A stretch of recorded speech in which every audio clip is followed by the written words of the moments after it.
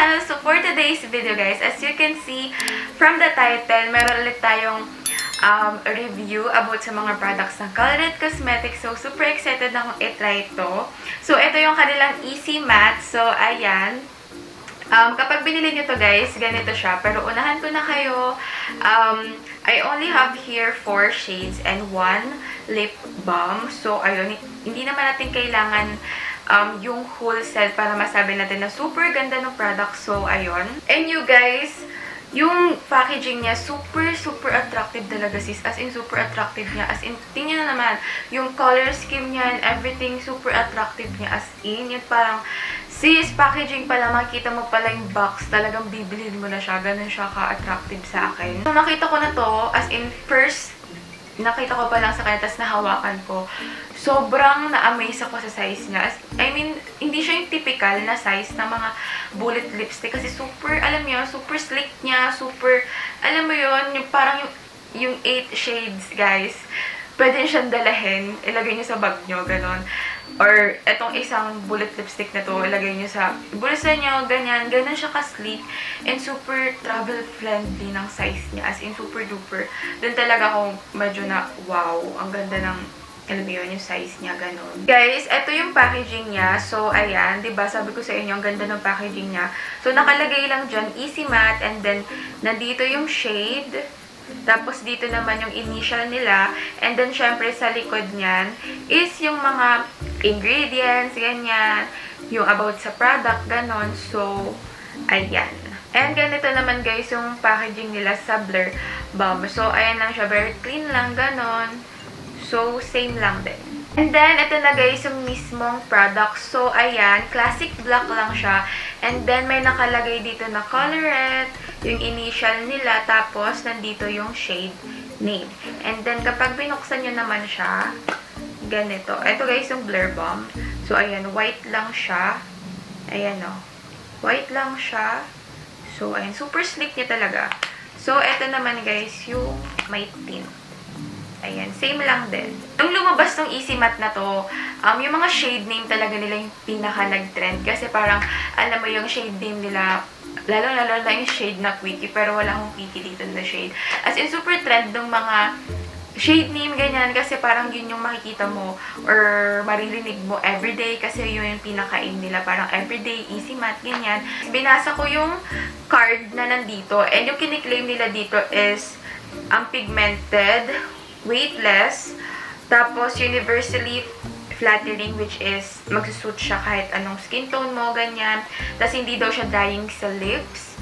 And then, ayun, parang moisturizing, ganyan. Ito, try ko yung lip balm. And papakita ko sa inyo yung condition ng ano ko. So, ganyan guys yung lips ko. And wala naman ako masyadong problem sa lips ko ngayon kasi nagli-lip balm naman ako every night. So, hindi siya drying. Yan. Pero may mga lines lang. So, ito guys yung Blur Balm. I-try natin. Oh my God. Sobrang smooth niya. Sobrang sarap niya i-glide sa lips talaga sis. So, ayan na yung lips ko. And feeling ko, na-blur naman niya yung mga everything sa... Wait lang, hindi kasi tayo mag-focus, sis. Nakakainis. So, ayan siya, guys. Ayan na yung lips ko. And, medyo na... Ano naman niya? Na-prime naman niya kasi yung texture niya is silicone. Shook ako, guys, sa sa Blur Balm. Kasi super... Alam mo yun, na-expect ko malagkit siya. Ganun kasi balm. Pero, guys, sobrang smooth. As in, silicone yung parang feeling niya, ganun. So, ayun. Ayan.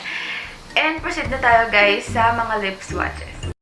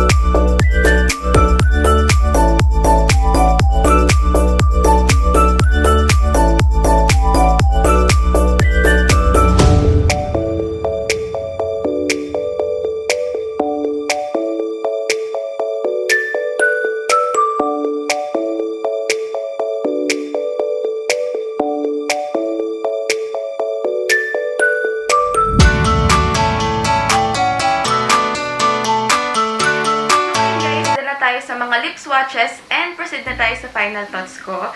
So guys, yung packaging, wala naman akong masyadong masay kasi kung sensitive kayo or kung medyo concerned kayo, masyadong kayong concerned sa mga ingredients, ganyan. So, kompleto naman yung details niya about dito. So, ayun guys, sa packaging naman guys, wala akong masyadong problema. Except na lang kung kayo ay super concerned sa mga ingredients, ganyan. Kompleto naman yung details niya doon sa product. And, eto guys, it contains 4 grams of the product and good for 24 months lang siya. Super, super travel-friendly ng size niya. Super sleek niya, ganun. Pwedeng-pwede nyo siyang dalahin. Yung 4 shades, yung 8 shades, ganyan. So, yung feeling niya guys, hindi siya mabigat. Super lightweight niya. Hindi siya drying sa feeling and super smooth, soft. Super creamy niya guys. As in, super ganun yung feeling niya. Ayan o. At saka, hindi siya mabigat. Hindi siya yung typical na mga lipstick, bullet lipstick na super bigat. Yung parang mararamdaman mo na may something talaga sa lips. So, pero ito, super lightweight niya talaga guys.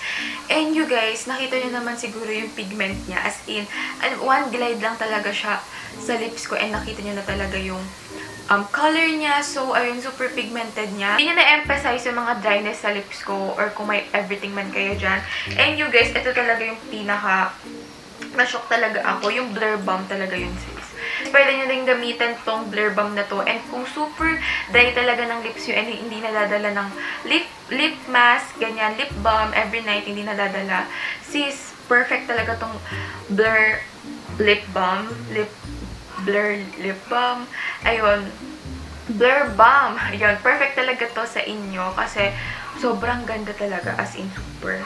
So, ayun lang guys. I hope guys na nakatulong tong video na to kahit hindi ko na-swatch yung buong shades. Pero, I will try my best na, alam niyo yun, i-swatch ulit sila. Pero, ayun. I hope na nakatulong to. And if ever man na gusto nyo talagang itry, ganyan. So, ayun, must try siya, guys. And super ganda. As in, super ganda. Pinakayo ko lang dito yung scent. Ayun lang. Yung scent lang talaga. So, ayun lang, guys. Thank you, guys, for watching. And see you on my next one. Bye!